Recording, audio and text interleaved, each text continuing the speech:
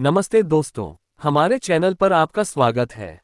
आज हम बात करेंगे हिंदुस्तान के सबसे महान सम्राटों में से एक जलालुद्दीन मोहम्मद अकबर की। यह कोई शाही महल में पैदा हुआ राजकुमार नहीं था। यह एक ऐसा बच्चा था जिसका जन्म एक शरणार्थी के रूप में हुआ था। चलिए आपको ले चलते हैं उस दौर में जहां से यह कहानी शुरू होती है। साल 1542 राजस्थान के उमरकोट के एक छोटे से किले में मुगल बादशाह हुमायूं और उनकी बेगम हमीदा बानो के यहाँ एक बेटे का जन्म हुआ। इस बच्चे का नाम रखा गया अकबर। लेकिन ये कोई शाही उत्सव का पल नहीं था। हुमायूं को शेर शाह सूरी ने हिंदुस्तान से भगा दिया था। वो एक शरणार्थी बन चुके थे और अकबर का जन्म भी उसी मुश्किल वक्त में हुआ।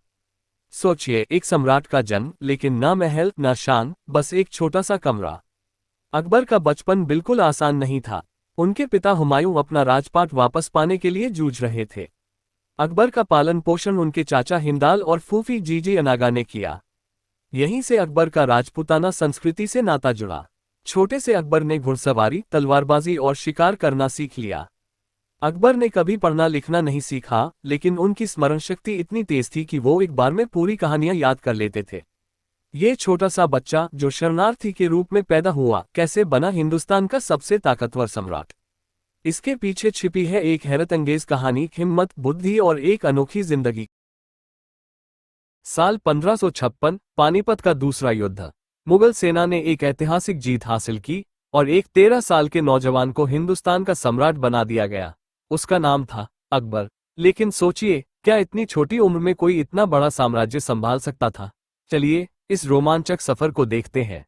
अकबर को राजपाट संभालने में उनके संरक्षक बैरम खान ने मदद की। बैरम खान एक अनुभवी सेनापति थे जिन्होंने अकबर को युद्ध और शासन की बारीकियां सिखाई। लेकिन अकबर कोई साधारण बच्चा नहीं था। उस छोटी सी उम्र में उनकी बुद्धि और हिम्मत ने सबको हैरान कर दिया। मात्र 18 साल की उम्र में अकबर ने बैरम खान को हटाकर खुद साम्राज्य की बागडोर संभाल ली। इस दौरान अकबर ने अपने दुश्मनों को करारा जवाब दिया। हेमू जैसे शक्तिशाली योद्धा और अफगान सरदारों को उन्होंने धूल चटाई। लेकिन अकबर सिर्फ तलवार से नहीं, बल्कि बुद्धि से भी जीतते थे। उन्होंने फैसला किया कि दुश्मनों को हराने के साथ साथ दोस्त भी बनाए जाएं। अकबर ने राजपूतों के साथ दोस्ती की नींव रखी। उनकी पहली शादी राजपूतानी जोधाबाई के साथ हुई, जो सिर्फ एक विवाह नहीं, बल्कि हिंदू मुस्लिम एकता की एक नई शुरुआत थी। इस गठबंधन ने अकबर के साम्राज्य को और मजबूत किया। अब अकबर एक सम्राट के रूप में अपने शिखर पर थे। उन्होंने मुगल साम्राज्य को गुजरात, बंगाल और कश्मीर तक फैलाया। लेकिन उनकी असली ताकत थी उनकी बुद्धि और उनके विचार। चलिए देखते हैं कैसे अकबर ने न सिर्फ तलवार बल्कि अपने सुधारों और दर्शन से हिंदुस्तान को नई दिशा दी। अकबर ने अपने साम्राज्य को मजबूत करने के लिए कई सुधार किए। उनके विश्वसनीय सलाहकार टोडरमल के साथ मिलकर उन्होंने भू राजस्व प्रणाली शुरू की, जिसने किसानों और शासन को जोड़ा। इसके अलावा उनकी मनसबदारी प्रणाली ने सेना और प्रशासन को और व्यवस्थित किया। लेकिन सबसे बड़ा सुधार था उनका धार्मिक दृष्टिकोण। अकबर ने फतेहपुर सीकरी में इबादत खाना बनवाया, जहां हिंदू, मुस्लिम, जैन और ईसाई विद्वान धार्मिक चर्चाएं करते थे। यहीं से जन्म हुआ दीन-ए-इलाही का एक ऐसा विचार जो सभी धर्मों का मिश्रण था। अकबर का सुलह-ए-कुल यानी सर्वधर्म समभाव का सिद्धांत उनकी उदारता को दर्शाता था। उनके दरबार में अबुल फजल, बीरबल और तानसेन जैसे नवरत्न उनकी शान बढ़ाते थे। अकबर की उदारता और अलग अलग संस्कृतियों को जोड़ने की कोशिश ने हिंदुस्तान को एक नया रंग दिया। लेकिन उनके ये विचार उनके अपने लोगों से उन्हें दूर ले गए। साल 1605 आगरा किले में एक महान सम्राट का अंत हुआ। लेकिन अकबर ने जो विरासत छोड़ी वो आज भी हिंदुस्तान के दिल में जिंदा है। अकबर ने एक नए युग को आकार दिया।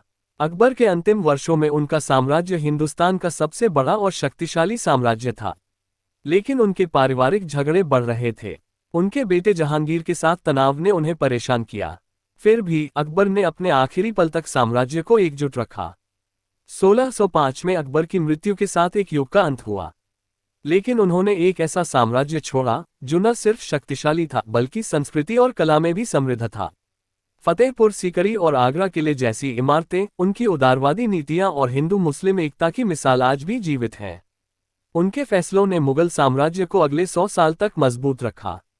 आपको यह वीडियो कैसी लगी हमें कमेंट में जरूर बताएं और अगली वीडियो किस राजा पर चाहिए ये भी हमें कमेंट में जरूर बताएं। लाइक और शेयर करना न भूलें।